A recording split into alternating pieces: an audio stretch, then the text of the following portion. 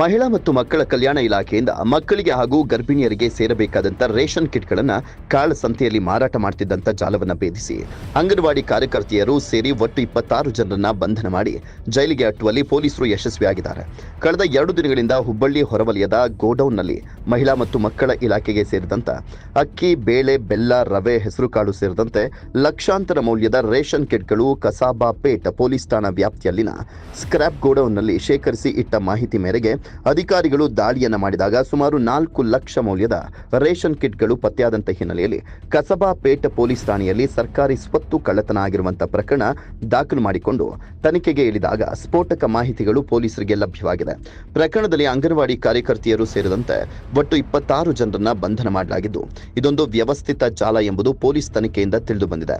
ಪ್ರಕರಣಕ್ಕೆ ಸಂಬಂಧಪಟ್ಟಂತೆ ಪ್ರಮುಖ ಆರೋಪಿಗಳಾಗಿರುವಂತಹ ಬೈತುಲ್ಲಾ ಹಾಗೂ ಆಕೆಯ ಗಂಡ ಫಾರೂಕ್ ತಲೆಮರೆಸಿಕೊಂಡಿದ್ದು ಅವರ ಪತ್ತೆಗಾಗಿ ಪೊಲೀಸರು ಬಲೆ ಬೀಸಿದ್ದಾರೆ ಅಂತ ಕಮಿಷನರ್ ಶಶಿಕುಮಾರ್ ಹೇಳಿದ್ದಾರೆ.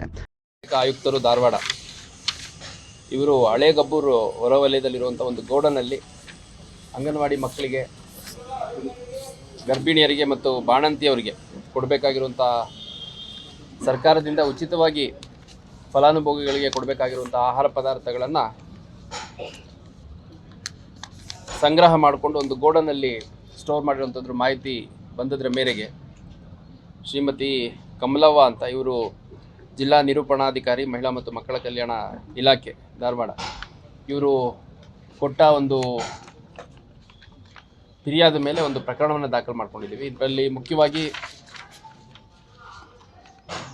ಗರ್ಭಿಣಿ ಹೆಣ್ಮಕ್ಳು, ಬಾಣಂತಿಯರು, ಅಂಗನವಾಡಿಗೆ ಹೋಗುವಂಥ ಮಕ್ಕಳು ಮತ್ತು ಅಂಗನವಾಡಿಗೆ ಹೋಗದೇ ಇರೋವಂಥ ಮಕ್ಕಳು ಅಂಥವ್ರ ಸಪ್ಲೈಗೆ ಅಂತ ಇರುವಂತಹ ಫುಡ್ ಮಟೀರಿಯಲ್ಲು, ಮುಖ್ಯವಾಗಿ ಇದರಲ್ಲಿ ಗೋಧಿ ರವೆ ಇದೆ, ಮಿಲ್ಲೆಟ್ ಲಡ್ಡು ಇದೆ, ಪುಷ್ಟಿ ಅಂತ ಹೇಳ್ಬಿಟ್ಟು ಒಂದು ಸಪ್ಲಿಮೆಂಟ್ ಇದೆ, ಅಕ್ಕಿ ಇದೆ, ಹಾಲಿನ ಪುಡಿ ಇದೆ, ಅದೇ ರೀತಿ ಸಾಂಬಾರು ಮಸಾಲ, ಬೆಲ್ಲ, ಉಪ್ಪಿಟ್ಟು ಮಸಾಲ, ಸಕ್ಕರೆ, ಕಡಲೆಬೇಳೆ, ಹೆಸರುಕಾಳು, ಗೋಧಿ ರವೆ, ಅಕ್ಕಿ ಎಲ್ಲ ಸೇರಿದಂತೆ ಒಟ್ಟು ಸುಮಾರು 4 ಲಕ್ಷಕ್ಕೂ ಹೆಚ್ಚು ಮೌಲ್ಯದ ಸರ್ಕಾರದಿಂದ ಫಲಾನುಭವಿಗಳಿಗೆ ಸಪ್ಲೈ ಮಾಡಲಿಕ್ಕೆ ಇಟ್ಕೊಂಡಿದ್ದಂಥ ವಸ್ತುಗಳು ಸೀಸ್ ಆಗಿದೆ. ಸೊ ಅದರ ಹಿನ್ನೆಲೆಯಲ್ಲಿ ನಾವು ಆ ಗೋಡನ್ ಮಾಲೀಕ ಏನಿದ್ದ ಮೊಹಮ್ಮದ್ ಗೌಸ್ ಖಲೀಫಾ ಅಂತ, ಮತ್ತು ಆ ಗೋಡನ್ ಬಾಡಿಗೆದಾರ ಯಾರಿದ್ದ ಗೌತಮ್ ಸಿಂಗ್ ಠಾಕೂರ್ ಅನ್ನುವಂಥವನು, ಜೊತೆಗೆ ಆ 2 ವಾಹನಗಳೇನಿದ್ವು, ಶಿವಕುಮಾರ್ ದೇಸಾಯಿ ಮತ್ತು ಬಸವರಾಜ್ ಭದ್ರಶೆಟ್ಟಿ ಅಂತ ಅವನು ಬೊಲೆರೋ ವಾಹನದ ಚಾಲಕ, ಅದೇ ರೀತಿ ಮಂಜುನಾಥ್ ಪಕ್ಕೀರೇಶು, ಕೃಷ್ಣ ಮತ್ತು ರವಿ ಅಂತ ಸ್ಥಳದಲ್ಲಿದ್ದಂಥ ಒಟ್ಟು 8 ಜನರನ್ನು ವಶಕ್ಕೆ ತೊಗೊಂಡು ವಿಚಾರಣೆ ಒಳಪಡಿಸಿದ್ದೀವಿ.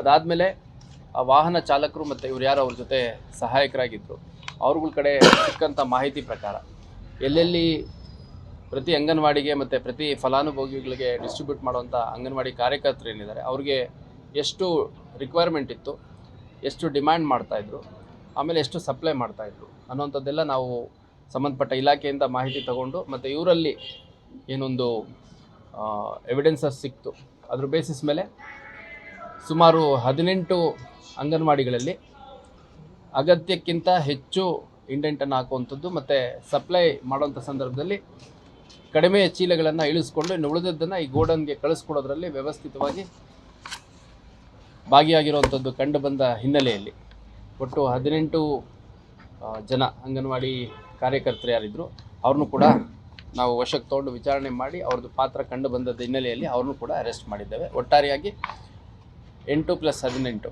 26 ಜನ ಆರೋಪಿಗಳನ್ನು ಈ ಒಂದು ಪ್ರಕರಣದಲ್ಲಿ ಅರೆಸ್ಟ್ ಮಾಡಲಾಗಿದೆ. ಮತ್ತು ಹೊಸ BNS ಕಾಯ್ದೆಯಲ್ಲಿ ಇದೊಂದು ಆರ್ಗನೈಸ್ಡ್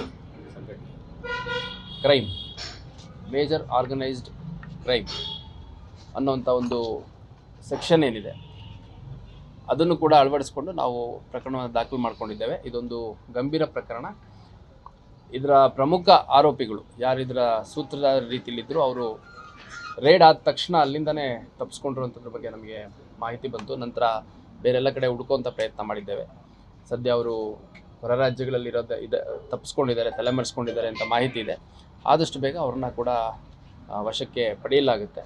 ಮತ್ತು ಇವಾಗ ನಮಗೆ ಲಭ್ಯ ಮಾಹಿತಿ ಏನಿದೆ ಅದರ ಬೇಸಿಸ್ ಮೇಲೆ ಇನ್ನೂ ಯಾರು ಇದರಲ್ಲಿ ಇನ್ವಾಲ್ವ್ ಆಗಿದ್ದಾರೆ ಅನ್ನುವಂಥದ್ದು ಒಂದು ಸಮಗ್ರ ತನಿಖೆಯನ್ನು ಮಾಡ್ತಾ ಇದ್ದೇವೆ.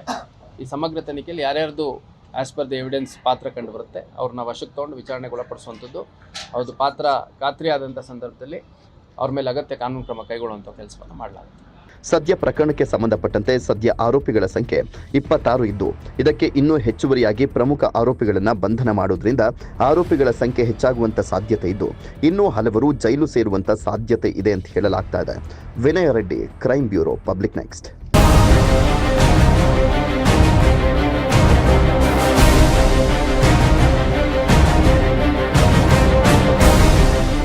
ಪಬ್ಲಿಕ್ ನೆಕ್ಸ್ಟ್ ಪುನೀತೋತ್ಸವ ಸೀಸನ್ 3 ಕಲೆಗೊಂದು ವೇದಿಕೆಯನ್ನ ಹಮ್ಮಿಕೊಂಡಿದ್ದು, ಹಾಡು, dance, karaoke, Bharatanatya, fashion show, ಹಾಸ್ಯ ಹೀಗೆ ಹಲವಾರು ಕಾರ್ಯಕ್ರಮಗಳನ್ನ ಇದೇ ಫೆಬ್ರವರಿ 19ರಿಂದ 23ರವರೆಗೆ ಹುಬ್ಬಳ್ಳಿ ಗ್ಲಾಸ್ ಹೌಸ್ ನಲ್ಲಿ ನಿಮಗಾಗಿ ಹಮ್ಮಿಕೊಂಡಿದೆ.